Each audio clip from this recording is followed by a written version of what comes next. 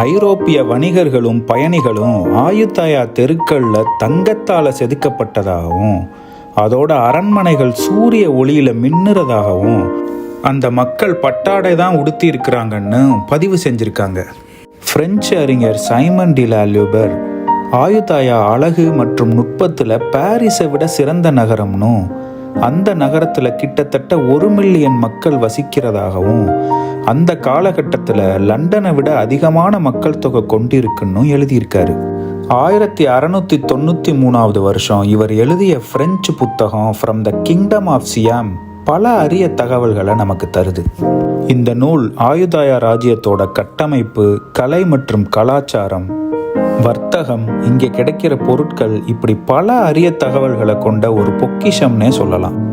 What பிராசித் சன்பெட் மற்றும் what மகாத்தார் போன்ற கோயில்கள் நகரத்தோட ஆன்மீக மையமாக இருந்துச்சு. இந்த கோயில்கள் தியானம், கலை மற்றும் தத்துவத்தோட மையங்களாகவும் திகழ்ந்துச்சு. அங்க புத்த போதனைகள், இந்து மற்றும் கெமுர் தாக்கங்களோட இணைஞ்ச ஒரு புதிய வழிபாட்டு முறையே பிறந்துருச்சுன்னு சொல்லலாம். ஆனால் ஆயுதாயா வெறும் ஆன்மீக நகரமாக மட்டும் இல்லைங்க, அது ஒரு உலகளாவிய பொருளாதார சக்தியாகவும் இருந்தது. சீனப்பட்டு, இந்திய மசாலா பொருட்கள், பாரசீக கம்பளங்கள், ஜப்பானிய வாள்கள் மற்றும் ஐரோப்பிய துப்பாக்கிகள் ஆயுதாயா சந்தைகள் வழியாக தான் உலகமெங்கும் போச்சு. பிரான்ஸ், நெதர்லாந்து, ஜப்பான் மற்றும் முகலாய பேரரசோட ராஜதந்திரிகள் கூட ஆயுதாயாவோட வர்த்தக உறவுகளை ஏற்படுத்திக்கிட்டாங்க. இப்படி செழிப்போடும் செல்வத்தோடும் நிறைய பொறாமையும் எதிரிகளும் கூடவே வரும்னு சொல்லுவாங்க. ஆயுதாயா ஒன்றும் அதுக்கு விதிவிலக்கு இல்லையே. பல எதிரிகள் இருந்த போதும் பர்மியர்களை விட வேறு யாரும் விடாமுயற்சியோடு இருக்கலை. பல நூற்றாண்டுகளா பர்மியர்களும் சியாமியர்களும் பல கொடூரமான போர்களில் மோதிக்கிட்டாங்க.